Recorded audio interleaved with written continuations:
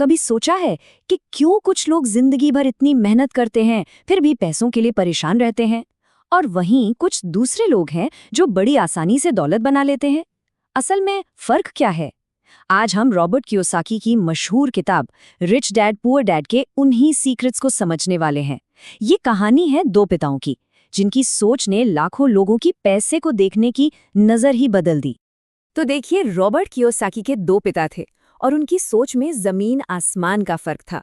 उनके अपने पिता, जिन्हें वो पुअर डैड कहते थे, बहुत पढ़े लिखे थे लेकिन पैसों को लेकर हमेशा परेशान रहते थे।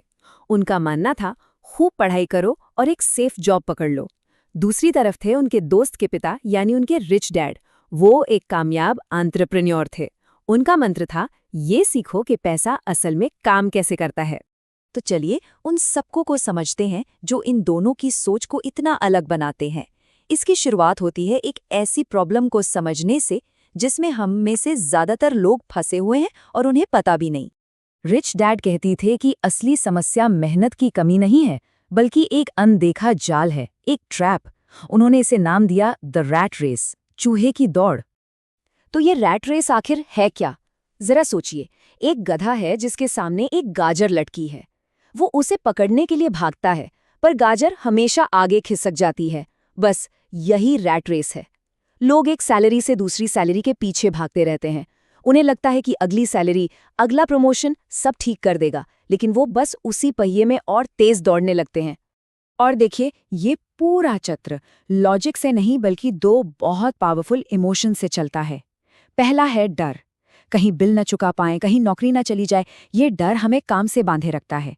और फिर आता है लालच, एक बेहतर कार, एक बड़ा घर, वो सारी अच्छी चीजें जो पैसा खरीद सकता है।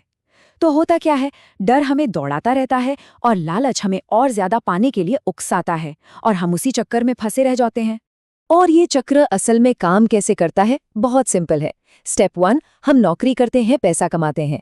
लेकिन फिर आता है स्टेप 2, जैसे ही इनकम बढ़ती है हमारे खर्चे भी बढ़ जाते हैं।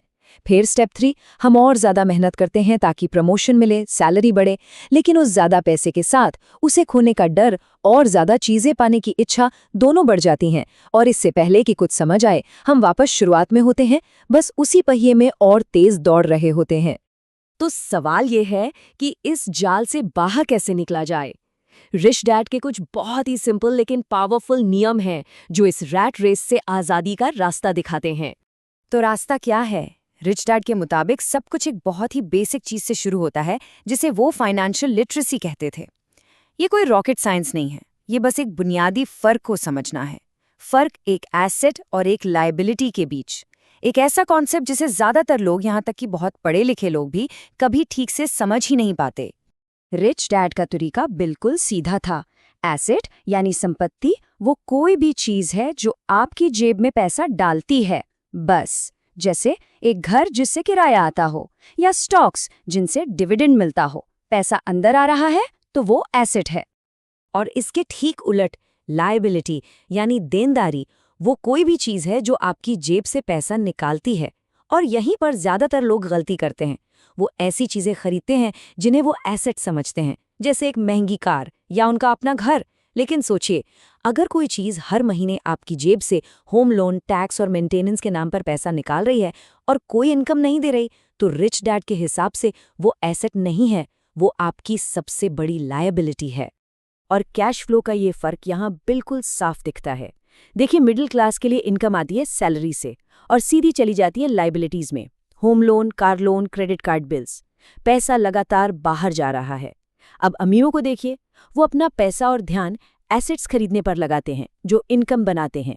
फिर उस इनकम से उनके खर्चे पूरे होते हैं। पैसा लगातार अंदर की तरफ बहता है, और यही सारा खेल है। और इसी से जुड़ा है रिच डैड का दूसरा नियम, अपने काम से काम रखो। इसका क्या मतलब है? देखिए, आपका प्रोफेशन और आपका बिजनेस दो अलग अलग चीजें हैं। आपका प्रोफेशन वो है जो आप बिल चुकाने के लिए करते हैं, आप किसी और के लिए काम करते हैं। आपका बिजनेस वो है जो आपके लिए पैसा कमाता है, तब भी जब आप काम नहीं कर रहे होते। तो अपने काम से काम रखने का असली मतलब है अपने एसेट वाले कॉलम को लगातार बनाना और मजबूत करना। अपनी पूरी जिंदगी सिर्फ एक सैलरी के लिए काम करने के बजाय असली लक्ष्य है ऐसे सिस्टम बनाना जो इनकम पैदा करे, चाहे आप वहां हो या ना हो, जैसे कि रियल एस्टेट, स्टॉक्स या ऐसे बिजनेस जो आपके बिना भी चल सकें। ये हमें आखिरी और शायद सबसे जरूरी कॉन्सेप्ट पर लाता है, आखिर सारी दौलत का असली सोर्स क्या है? इस बात को समझाने के लिए किताब में एक जापानी कहावत का जिक्र है।